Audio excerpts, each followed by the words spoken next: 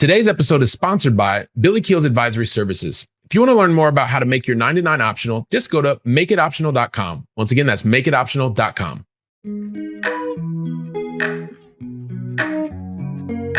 Helping you build freedom without losing your edge. This is the Going Long podcast with Billy Keels.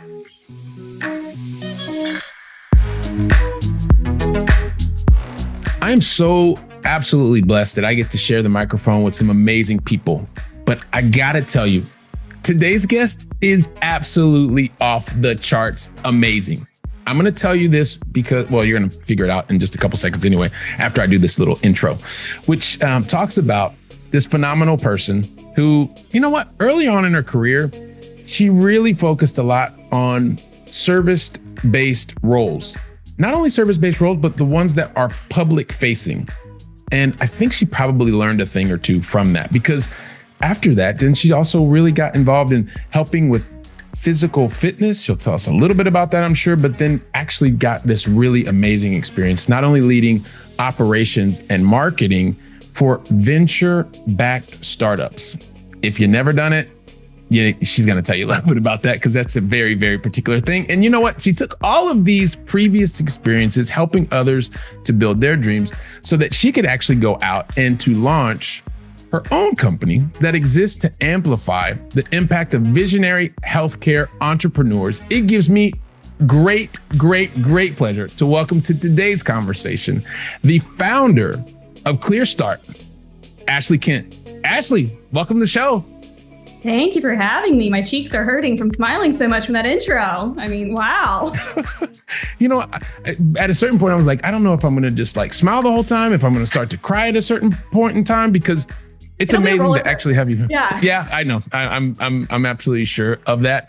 And you know, I didn't even share with everybody that you are the Chief Marketing Officer to Chief Executive Officers, also known as the CMO to CEOs.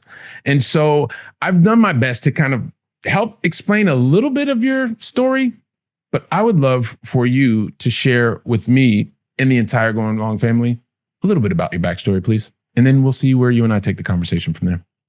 Perfect. So happy to be here. Happy to be talking to you today. My story has taken a lot of twists and turns, like most people's do. So I'll take it back to, all the way to even school, graduating from college. I'd say probably one of the most pivotal moments. I was a kinesiology major, knew I was going to be a physical therapist, never took a single business class a day in my life. And it was second semester senior year. I'm submitting all my PT applications, and my boyfriend at the time, now husband, just said to me, "Why are you doing this? You hate this job." Because I had to do practicums. I was doing this every single week. And I'm like, well, what else am I going to do? This is all I've learned. This is all I know. But his one question caused me to pull all my applications and decide to not go to PT school because it was incredibly boring. From my perspective, I loved the human body. I loved healthcare, but just really didn't love the actual practice of physical therapy. It wasn't for me. So then I went through, a whole period of time trying to really figure myself out. What is that I want to do? I thought I had my course set. And as we've learned, degrees are wonderful, but a lot of people don't use them. So it's really about how you apply yourself in the real world. So I basically threw myself at so many different jobs and just tried to get exposure to anything and everything that I possibly could. I worked at an event company. I worked at a fitness studio. I still worked at the PT clinic. I was doing anything and everything. And, was trying to apply to various marketing agencies, but no one would hire me because I had a kinesiology degree and no experience. So I finally was like, who would hire me? I was like, maybe a startup would. And I was right. I logged on to Angel List. I found a company that was based out of Nashville, applied, immediately got a response from the founder within 24 hours. And he was like, when can you be in Nashville for an interview? I drove to Nashville the next day. Sat down with them, and I really don't think he even read my resume, but within, just the hour of us talking, I think he definitely saw just my drive and determination and, how much I just was interested in applying myself. And they needed someone like that could just jump in and figure it out. So I got the job. I've never been more thrilled and jumped into it. And like day one, he was like, all right, figure out our accounting software. I have no idea what this is, but sure, I'll figure it out. And that by the way, anybody, if you're not watching the video version, you should check out the video version because the face that Ashley just put on was amazing. Keep going. Sorry. Yeah. Sorry to interrupt. I'm sure it was on my face when the first day he gave it to me, or maybe I was acting like, sure, I'll figure this out. I know exactly what I'm doing. I have no idea what I'm doing. That was basically the definition of my entire time in that company. And it was truly one of the best learning experiences of my entire life. So a little bit of background on the company. It was called Honeyco Homes, doesn't exist anymore, but really cool. It was founded by some of the guys, or it was backed by some of the guys that started the Blackstone Group, that really tiny company, really tiny. So learned just a ton from very sophisticated VCs that were based out of San Francisco, and learned what it was like to try and build a company from 0 to 1. I remember the day they told us we weren't, burning cash fast enough. I was like, what? That's a thing? You want us to spend your money faster? And so I've really had my hands in everything, accounting software to working with the product team. I was developing UI for the products at some days using Canva. Wild to think about that at the time. I was doing sales. I was getting out in the community. I even at one point sat down with investors there in Nashville when we were looking to raise more capital, had no idea I was going to be doing a pitch. And they're like, all right, do your pitch. And just was okay. And pulled up the deck and pitched. It was probably terrible. We didn't get the capital, but I did it. And, just was trial by fire, learned so much. And during my time there, learned that I really, really loved marketing. I thought it was just really interesting. I've always been a very creative person. And it was really cool to be able to see how you could blend creativity with business strategy. And that was kind of the seat that I was sitting in both that more operational role and then also, on the creative side. So I was able to apply the two together. And, prior to that, we had looked to see if we could find someone to come in and help us with marketing. But it was really interesting as we went through that process. We spoke to an agency and they were pitching us on running all these large ad campaigns. And I was like, we don't even know who our ICP is, ideal customer profile. We are pre-revenue. We have no idea how we sell. So that makes no sense. We talked to more senior, marketing consultants. They did not understand a VC-backed company, what that looks like also to go from 0 to 1. And then, some more junior level, marketers, and they were hungry as hell, but they had no idea what they were doing. Right. And so I was like, well, when there's a hole, I'll jump in it and fill it. And that's exactly what I did. And, from then on, really never turned back and just noticed this huge gap within the market for these companies that are building from 0 to 1. And so that's where, left that company to start Clearstart because I had become, just due to what I was doing, for that company, very involved with the Nashville entrepreneurial scene and wanted to see how I could start to support it more. And so, early on, I was just freelancing and reached out to all my network and secured a couple of retainer clients. I learned very quickly, and Billy has experienced this as well. I get very invested personally, emotionally in all of my clients and just really want to see them succeed. So projects were not a good fit for me. I was not good at being like, here's some things for you, go do it and good luck. I am kind of a control freak and I want to be able to see this through and then also iterate on it. And so that's where I started working with a handful of companies with that.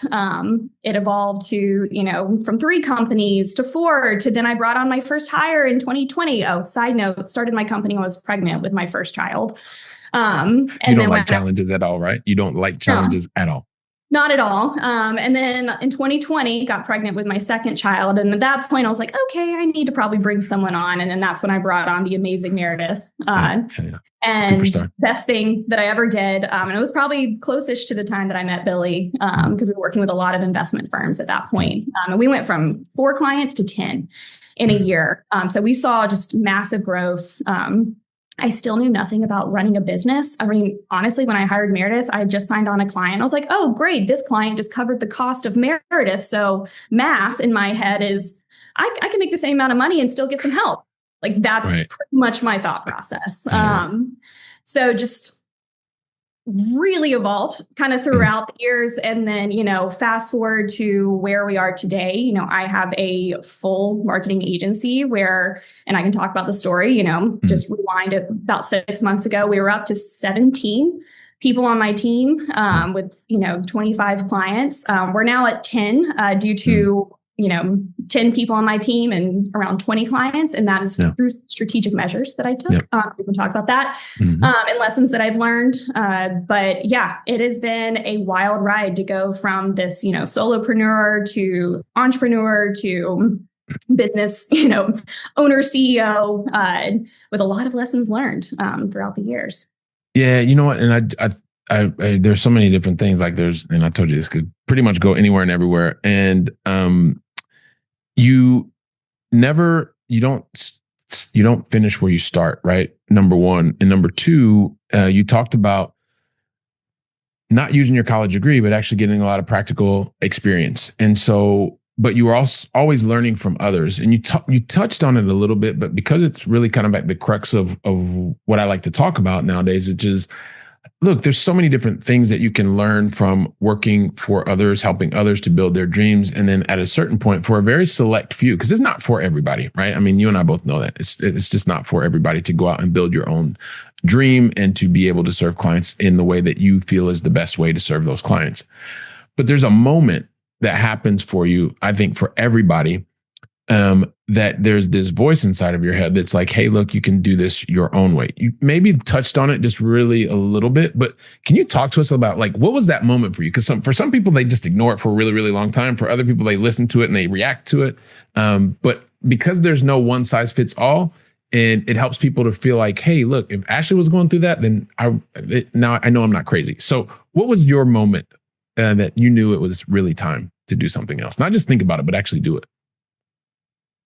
Well, if I want to be blunt, which I always am, I knew that the company I was working at was going to go under. The startup, we were running out of cash, so saw the writing on the wall. I was applying to multiple marketing jobs, junior level, entry level roles. And once again, I kept making it down to the final two. They loved me, but I didn't have enough experience for them for these junior level roles, mind you. And I was over it. I mean, I was just like, I didn't want to go through that anymore. Hated the rejection. I have just like kind of always had this internal confidence. And so that just was not great for my ego because I knew I was better than that. And so really it was out of necessity, to be honest. And then also complete ignorance as to how hard it could be. So, I mean, and then blind faith in myself, to be honest. I was like, I know that I can do this. I just hustle. That's what I do. And so that was that springboard for me to be able to, jump into it and go into it, honestly, a little blindly. But it was that just kind of being a little naive that allowed me to do that and to not have a bunch of fear. And I'd say like, I really had no fear. When I went into it now. And I will also say that fortunately, my husband had a very secure job at the time, which gave me more of that flexibility and freedom to be able to do this. But it was still a risk. I mean, I wasn't taking home a salary. There was, a period of time I wasn't making any money. And so, that gave me that flexibility to jump into it. But yeah, I was a little honestly naive. But I'm glad I was young and naive. And it kind of gave me that blind confidence to just jump into it and faith in myself that I could do it. Yeah. And so I don't think you've probably ever lacked confidence in your life, but there's three words that really, really struck at the core. One, it was necessity. Two, ignorance, and faith. And ignorance meaning lack of knowledge, right? Because I'm very ignorant in many, many things. And so sometimes I think if you don't know what you don't know before you get started on the entrepreneurial path, it can be a benefit to you as well. So I love that. I love that you talked about that. So there's a couple of things that you've already talked about, and I don't really dig a lot into it, but since you've already brought it up, like, and we're going to go there. So you talked about, a lot of times there's this whole thing like entrepreneurship, like, exactly what you want to do. You want to start your own business, you start solopreneur, then you build a team and blah, blah, blah. But would you say that it has been absolutely perfect for you from the time that you wanted to start your own business to now, like everything has worked out exactly as it should and even better? Totally. It's been totally streamlined the whole time. No, not at all. Tell us a little bit about that part of the journey specifically, because I think a lot of times people want to give up. Like they just go, this got way too hard. My full story more than most people that are even watching or listening. And some of it we may go there, some of it we probably won't, but that's okay. So, but the thing is talk to us a little bit about when things don't go the way that you expect them to go, and kind of what is the driving force that helps you to continue to move forward? Well, I would say, so, I mean, I never started my company for it to be a company. I had an LLC out of necessity too, for taxes. This wasn't anything that I ever in a million years would have dreamed I'd be where I am now today. Now I'm a very hungry and ambitious person. So it's just in my DNA to kind of just keep pushing and pushing and pushing. But I started off just to help entrepreneurs, and I wanted to partner with them, and I love marketing, and I'm pretty good at it, and wanted to be able very good at it with people. And so that's really where I started. And I would get that question every year: where do you want this to go? What do you want to do with this? And I would just be like, I don't know. And I think I would even say I don't want this to be a full agency. I don't want I just really enjoy doing marketing. I want to keep it kind of small. But my problem is my ambition and my drive. And so I would say, fast forward from solopreneur to small team, where we're just kind of figuring it out as we go, no process, no structure, we just hustle, to where we are today.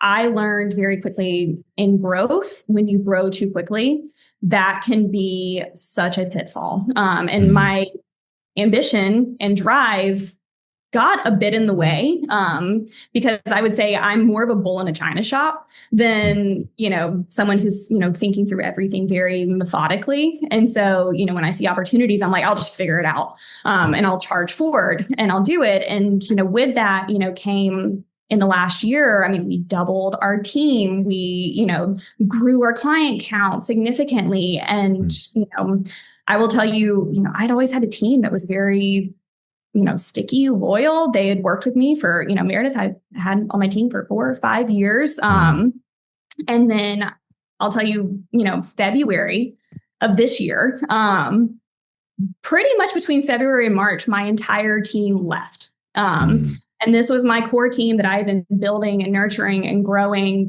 for the last however many years. And I would say I put a lot of my, not ego, but worth and just kind of the relationships that I had built with them. And it was the first time I would experience that people can go do whatever they want. And it doesn't matter how much you invest in someone or care about someone, they can leave you tomorrow.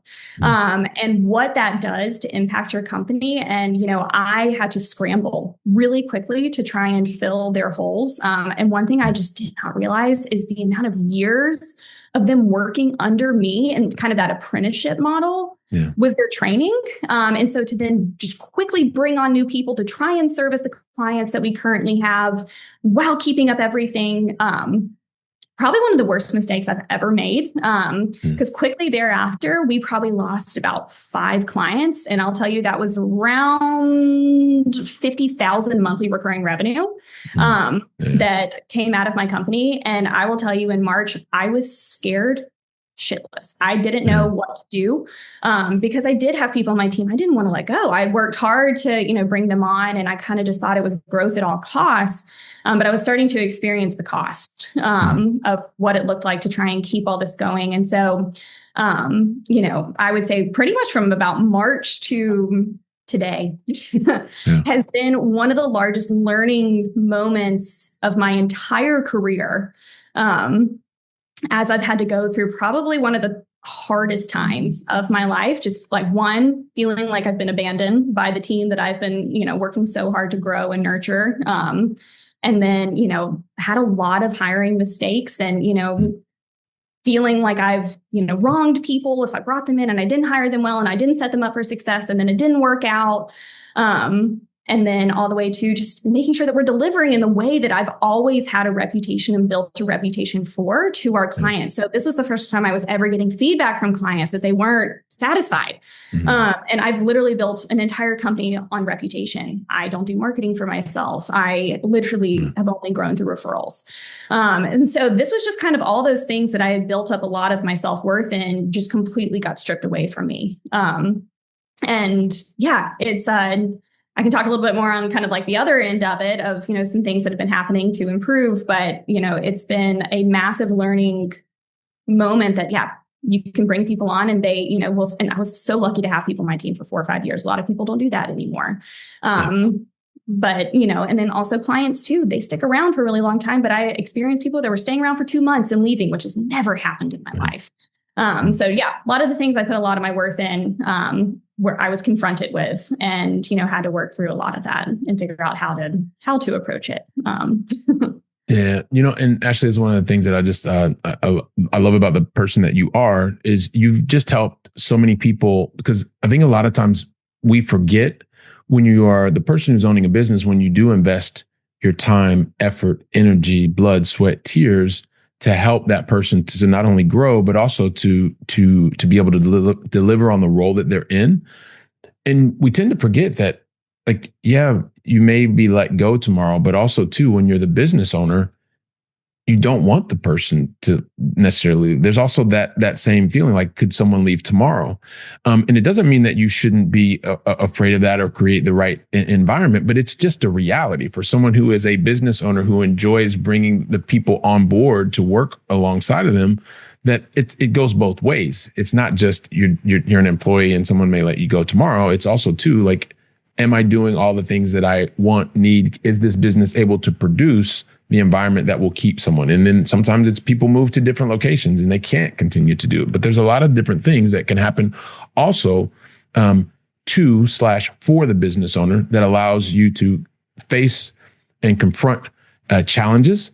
As I mentioned to you before, I mean, you've been at the crux of when I personally was going through a divorce and going through an extremely terrible business situation that I still can't really openly talk about, but you know what it is. And anybody who's gone through a business challenge that literally rocks your entire team, these things happen for us. In the moment, it happens to us and we feel that it happens to us. But then when you're able to have the perspective, you realize it's just a moment and they happen for you. And so you gave us the perspective of kind of all the things that were happening to you. But I'd love for you to now give us the perspective, because now you have why do you believe, at least at this point, it's still early, did those things happen for you? What's the other side of the coin?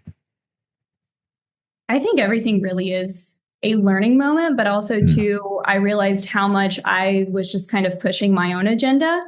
And you brought up listening to other people and learning from other people. And that is something that, once again, I kind of let my ego get in the way, and I was just bull in a china shop, just moving forward, and really trying to not listen to, the advice that was being given to me.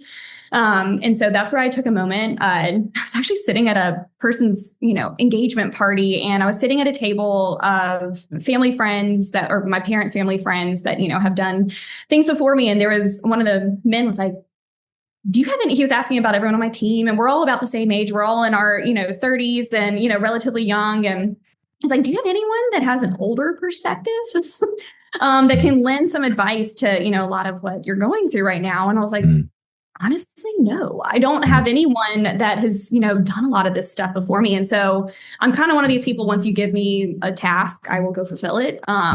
And so immediately went out and I was like, I kind of want to form a board, for Clearstart, so I can be thinking about this a lot more strategically. And so I pulled in a friend of mine who's a CFO for a private equity backed marketing agency. They're massive. So she's great, perspective there. And then even brought in my uncle, who not in marketing at all, but he has a ton of experience in building and growing phenomenal teams.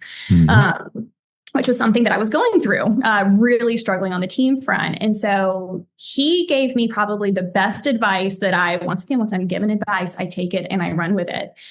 But he used the analogy of a race car. So when you're going around the track, you think it's all about going as fast as you can. But he said the most strategic move as a racer is to actually put on the brakes. And he said, that I think is where you're at right now. And you need to know when to pump the brakes and when to scale back.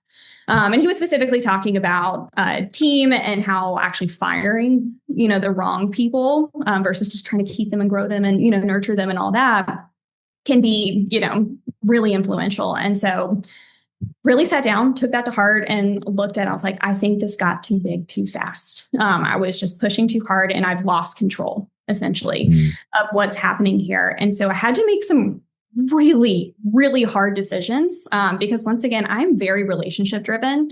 And so I hate to be in the seat to take away someone's employment.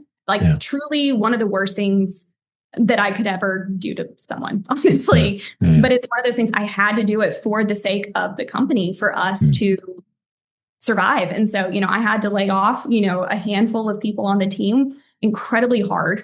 They were all phenomenal people, but it just wasn't right. And so, I have to know that ultimately it was the right thing for them because, it was just the wrong seat and wrong place for them. And then same thing with clients. Sat down and looked at our, client roster. I think in the last 2 months, I've let go of almost seven clients that just didn't make sense anymore for us to have. And I will tell you, this is probably the first month that I feel like I can breathe.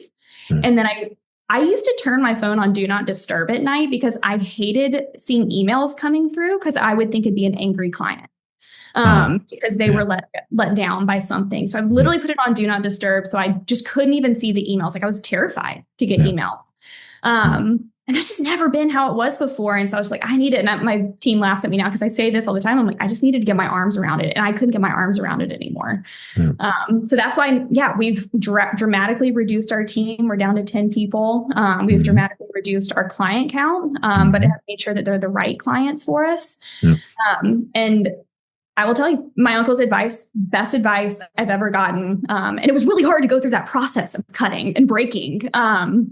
But coming out on the other side of it has been, like I said, I feel like I can breathe for the first time in probably 9 months, which is, and I'm not afraid to see emails come through anymore. And I'm able to, jump on things more because I didn't have the time before. And I was like, well, I can't do this. I'm here and there and there. But now I'm like, okay, I can give you the attention you need. And I can, be in more places than I was before. So. Yeah, well, I love being able to understand and feel like the other side of the coin, but it's to be able to right size, right? So that you can provide. Remember, one of the things I mentioned before, and for everyone who's watching and listening, there are moments where you have to make really hard choices, whether it's because you are at an employer or because you're now on the other side of things and you are owning your own business. You don't have to serve everyone.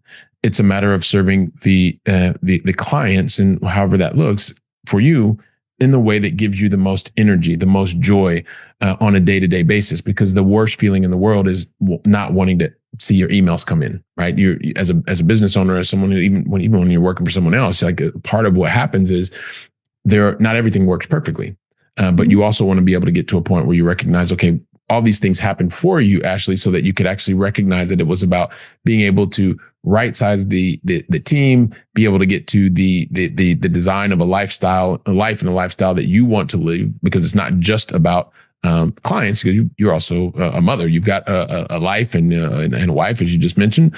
And so these things are truly important.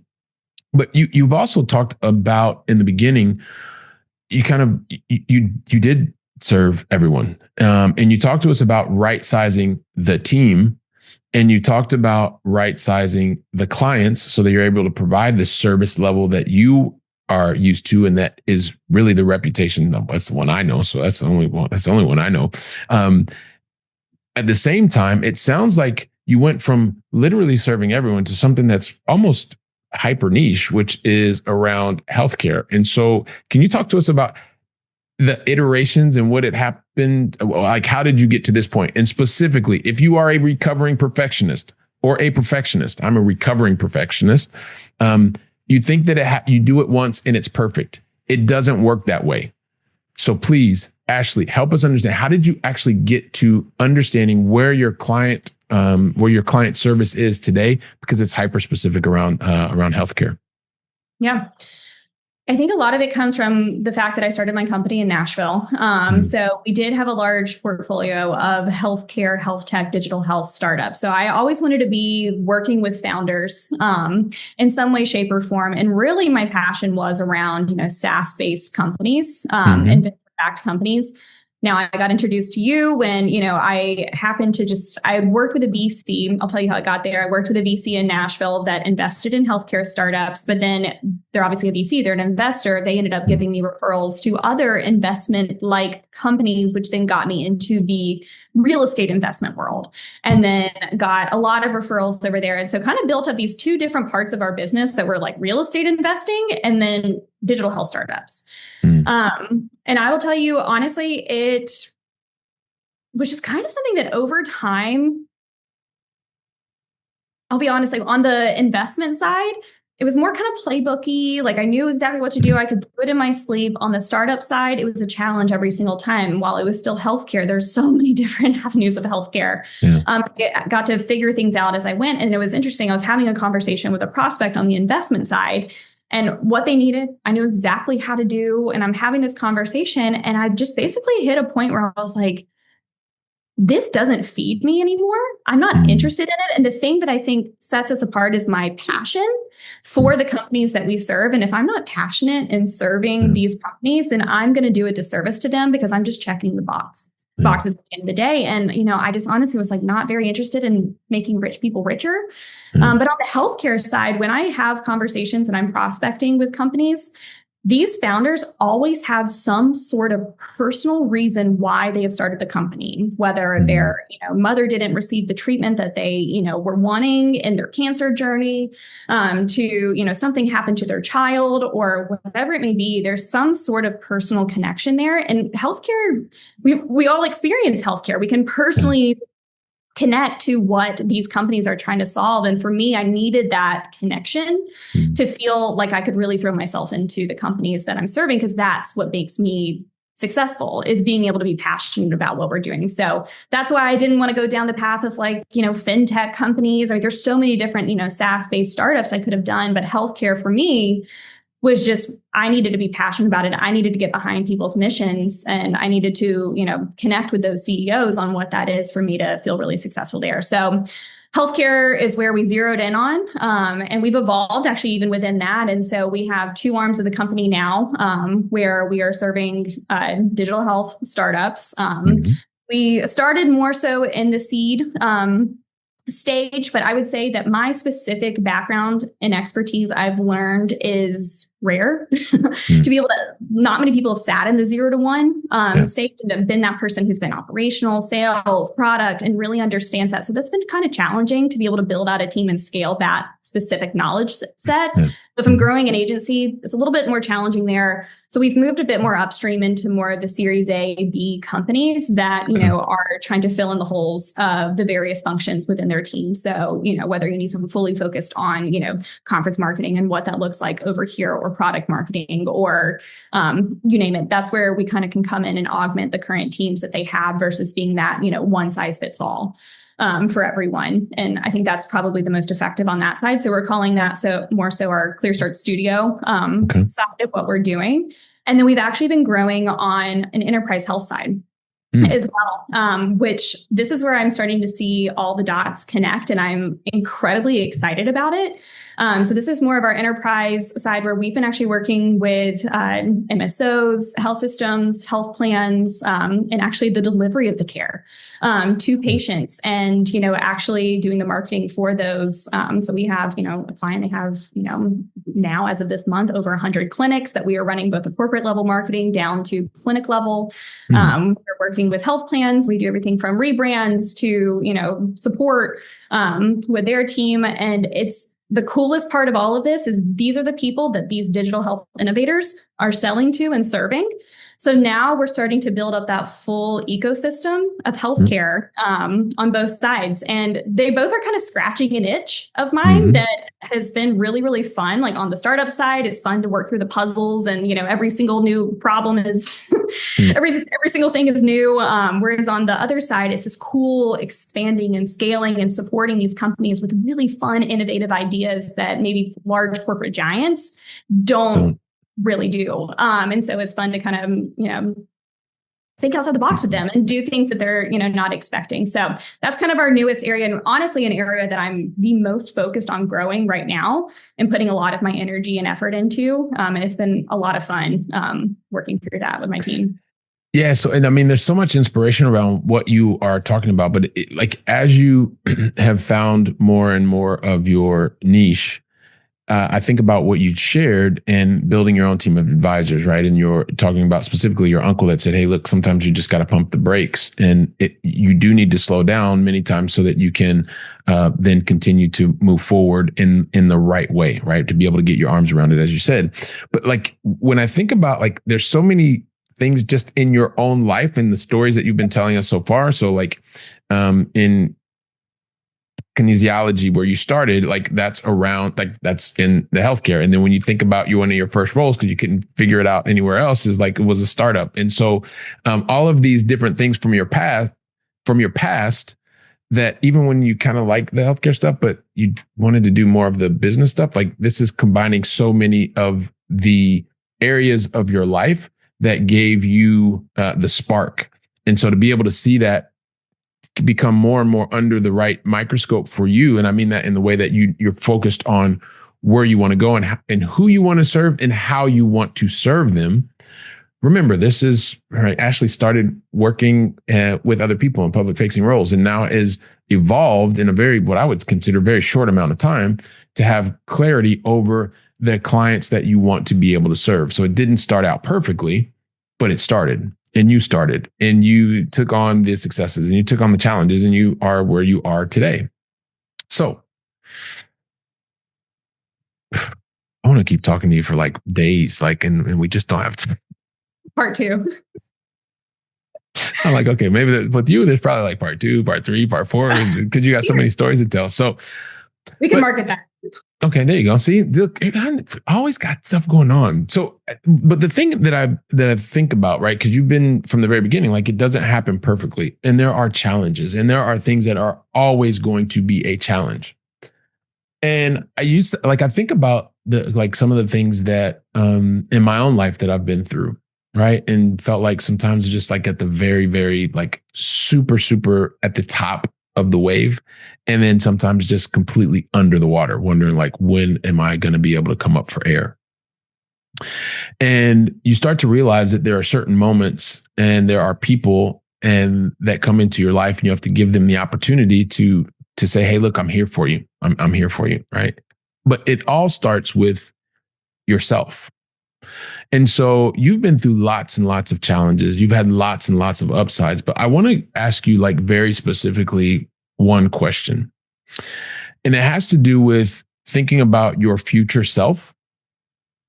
And the reason I asked the question is, I know you've had challenges. I know you've had moments that were really, really like not happy moments. You've talked about challenges that go around business. There's a lot of upside too. But at a certain point, you need to be able to give yourself messages of encouragement or messages that you know that are going to get you through whatever challenging time you're having. And so kind of that with the context, I want you to think about Ashley Kent 3 years from now, right?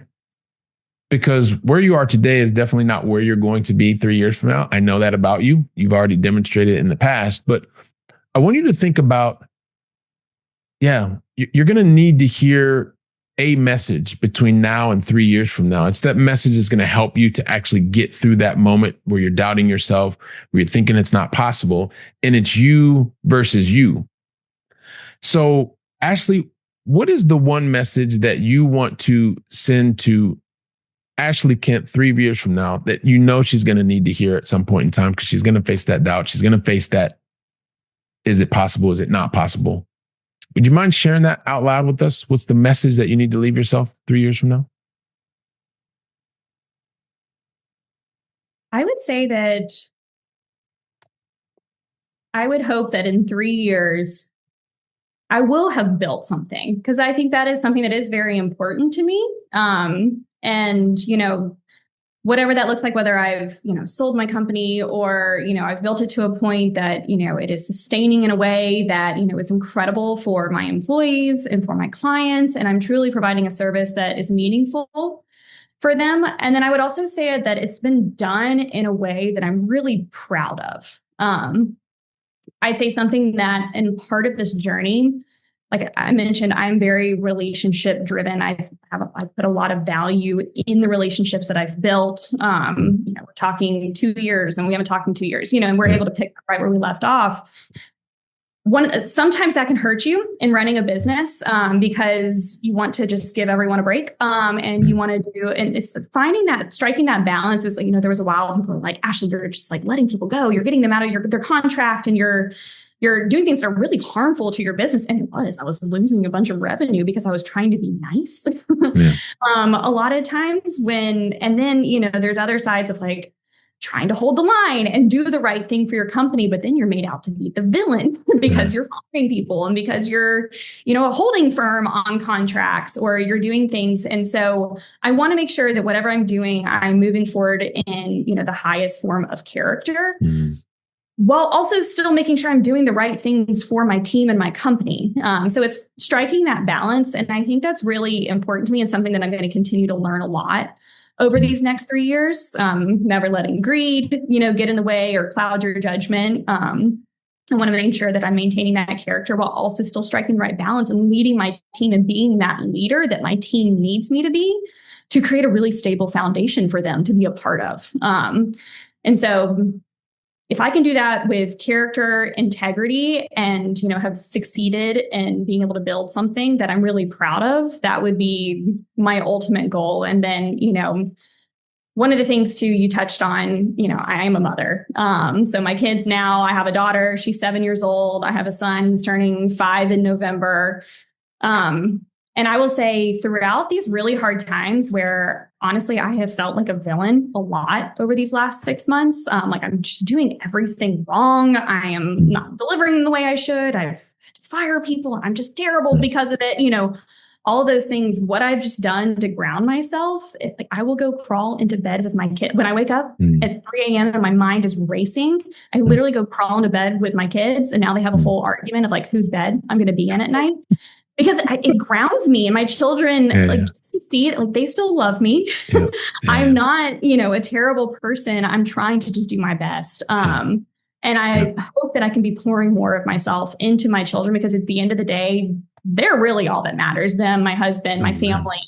And so not letting just the stress of work and all of that getting in the way. And so hopefully I can be more present with them because at the end of the day, when everyone else may think I'm a villain, they think that right now I'm still, super mom. They're not old enough to hate me yet. So, cherish this time that I have with them in these moments before I'm, annoying mom. Yeah, I was going to say they won't ever hate you. They may think you're a little bit annoying because you're not letting them do things that they want to do and they believe that they can. Ask me how I know. You'll be good. You'll be good. You'll be good. You'll be good. So I appreciate you painting that and to be able to do, and I'm sure you will continue to do the things with integrity, with character, and also thinking of others. So, so I guess we started this conversation, and you're going on one path, really focusing on the body and being able to get your undergraduate education in that area. And you start realizing to yourself, like, do I really want to do this? Like, probably not. So you made a pretty bold move and decided, well, you're just going to follow your own curiosity. And you went out there and you decided, well, you're going to go one place. And then you couldn't actually get into the places that you wanted to. You said, you know what? I'm just going to do this on my own. And you found the places that you could actually start. You created your own category, really, and you got to be able to bring these different skill sets, experiences all together, taking the experiences of working for others and under their umbrella, and then you started to go out and put your own umbrella and attract your own clients and being able to do it in the way that you wanted to do it. And you started in one particular place in VCs and then in real estate, and then you found this way to be able to come back to the place that you started, combining the business, combining health, and being able to do it in a way that makes the most sense to you. Now, it hasn't been perfect. Of course, it hasn't been perfect, Ashley. You talked about it already. You figured out you became a victim of your own success. You grew so fast, you couldn't get your arms around it. So you kind of had to build your board of advisors, listen to your uncle, slow things down. And now you're at a point where you're saying, hey, look, you've got the team that's here to serve the clients that you want to serve, that's combining the things that you really, really, really enjoy. And you're doing it in such a way with character, with integrity. And you're also even here sharing it with the Going Long podcast. And the thing that happens, Ashley, when you do and share in the awesome way that you do, the Going Long family wants to find out more about you. They want to find out how they can get in touch with you, with your team. And so I have to do my job. I know that I've got you on speed dial, even though I haven't used it in a while. But I'll start using it a bit more. So please, because they're gonna ask me to ask you. So that's where I'm gonna ask. What is the best way for the Going Long family to find out more about you, more about what you've got going on at Clearstart, and also more about your team? Yeah, you can head over to my website at theclearstart.com. or go find me on LinkedIn. I'm very active on LinkedIn, so just shoot me a DM and I'm happy to have a conversation. That's probably one of the more direct ways to get to me. But if you want to learn more about our company, what we do, check out my awesome team that I have. Feel free to head over to our website. All right, awesome. The Clearstart.com. I said it correctly. So the Clearstart. The Clearstart. Yeah. Sorry. Yeah. I said I said the. So it was the Clearstart. Sorry. When I talk about Ohio State, I say the, and sometimes it comes out the, but that's a whole different thing. TheClearstart.com. But I am going to ask one thing, because you mentioned LinkedIn, and I'm like a real stickler about this, Ashley, because the Going Long family has already been here. They're listening to this part of the podcast and they're thinking, okay, I'm going to reach out to Ashley. Do yourself a favor. Do Ashley a favor. Please do not send a weak, generic, just connect. You've invested time, you've invested energy, and you know a lot more about Ashley. So let her know that you've already been listening and watching the podcast. It's going to make a better connection for you, for her, and it's going to let you continue the conversation in the way that is much more effective for both of the two of you. So that's my ask of the Going Long family. I thought I was going to probably at some point in time cry, but that may be in part two, Ashley. I cannot thank you enough. You are an absolutely amazing person, business leader, and you have shown me character, integrity at the times in my life where it was absolutely the most challenging. And so I truly want to say, from the very, very, very bottom of my heart, thank you very much for deciding to invest time with me and the entire Going Long family today. Thank you very much. Well, now you're going to make me cry. So there are your tears. No, thank you. This has been an absolute pleasure. One of the most important relationships to me that I've built in my career. And so just have absolutely loved this last hour together. Awesome. Thanks, Ashley. And listen, Going Long family, make it a great day. Thank you very, very much.